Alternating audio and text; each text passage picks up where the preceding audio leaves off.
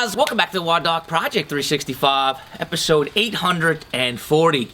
All you guys out there following us along on YouTube, please jump on to the WODdoc.com, check out the premium membership site, watch all the full videos, 800 plus of them for you there, okay?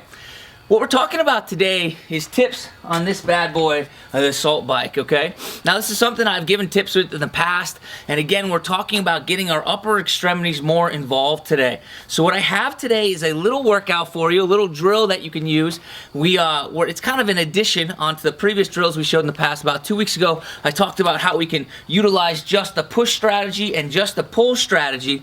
Today what we're doing is talking a little bit more about getting full arm involvement and how we get to do that, and also realizing that torso, upright torso is still important, okay? So, the first thing that we're going to do is just go ahead and jump onto the assault bike and get ourselves ready. We're going to do a 3-minute drill here that can be repeated for as many rounds as you want to, but the first minute just allows us to worry about posture.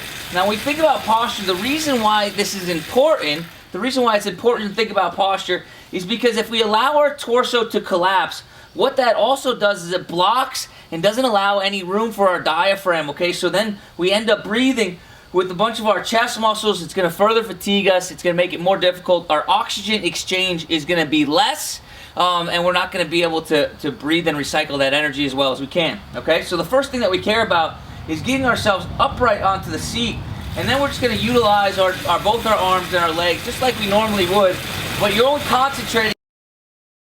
For the rest of today's video, please visit thewoddoc.com, or of course click the link in the description below. If you enjoyed today's content, make sure you're giving us a like and subscribing to the YouTube channel. Don't forget to check us out on all of the forms of social media, especially Facebook and Instagram. One last thing, guys, share, because of course the only worthless knowledge we own is the knowledge we don't share.